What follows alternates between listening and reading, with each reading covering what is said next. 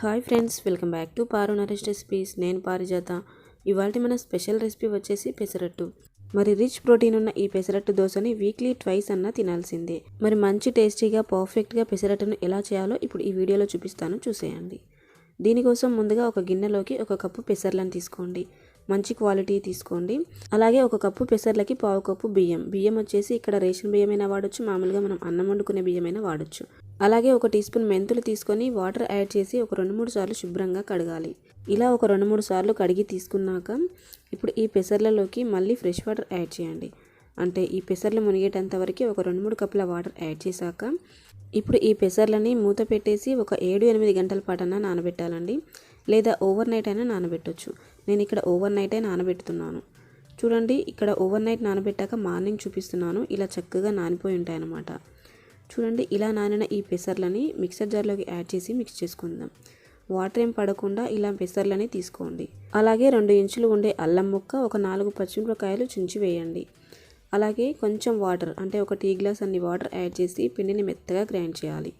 ఎక్కడా పలుకు లేకుండా ఇలా వీలైనంత మెత్తగా గ్రైండ్ చేసి ఒక గిన్నెలోకి తీసుకుందాం.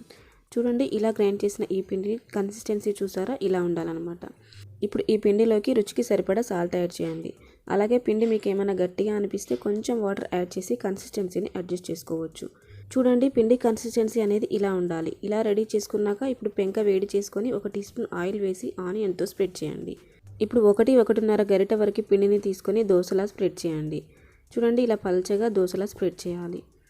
ఇలా స్ప్రెడ్ చేశాక ఇప్పుడు మంటని మీడియం టు హై ఫ్లేమ్ మధ్యలో పెట్టి దోశ ఇలా పైన పిండి ఆరిపోయే వరకు కాలాక పైనుంచి కొంచెం ఆయిల్, 1-2 టీ స్పూన్ల ఆయిల్ని స్ప్రింకిల్ చేసి ఇలా స్లోగా కింద నుంచి టర్న్ చేసి వేరొక పక్కకి టర్న్ చేయండి. ఇలా స్లోగా టర్న్ చేశాక రెండో పక్కన కూడా ఈవెన్గా కాల్చాలన్నమాట. ఇలా రెండు వైపులా ఈవెన్గా కాలాక ఇప్పుడు ఒక ప్లేట్లోకి తీసుకుందాం. చూడండి, ఇలా ప్లెయిన్ పెసరట్టు ఎలా వేయాలో చూసారు కదా. ఇప్పుడు ఆనియన్ పెసరట్టు ఎలా వేయాలో చూపిస్తాను. ఇప్పుడు మళ్ళీ 1-1.5 వరకు పిండిని తీసుకుని దోశలా స్ప్రెడ్ చేయండి. ఇలా దోశలా స్ప్రెడ్ చేశాక దీనిపైన సన్నగా చాప్ చేసిన ఆనియన్ ముక్కలు, అలాగే సన్నగా చాప్ చేసిన పచ్చిమిరపకాయ ముక్కలు, అలాగే కొంచెం జీలకర్ర కూడా స్ప్రెడ్ చేయండి. టేస్ట్ బాగుంటుంది. ఇంకా కావాలంటే కొంచెం క్యారెట్ తురుము, కొత్తిమీర కూడా వేసుకోవచ్చండి. సో ఇలా ఇవన్నీ యాడ్ చేశాక దోశ కింది వైపు మాత్రమే కాల్చాలి.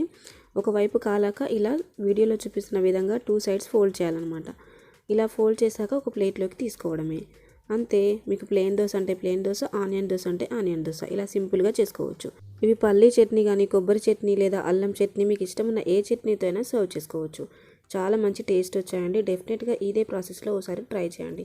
ట్రై చేశాక మీకు ఎలా కుదిరాయో ఆ ఫీడ్బ్యాక్ని కామెంట్ చేయండి. ఇలాంటి సింపుల్ అండ్ ఈజీ రెసిపీస్ కొరకు నా ఛానల్ని సబ్స్క్రైబ్ చేసుకొని పక్కనే ఉన్న బెల్ ఐకాన్ని యాక్టివేట్ చేయండి. ఇలా చేయడం వలన నేను పెట్టే లేటెస్ట్ రెసిపీస్ని మిస్ అవ్వకుండా ముందుగా మీరే చూడొచ్చు అన్నమాట. Thanks for watching.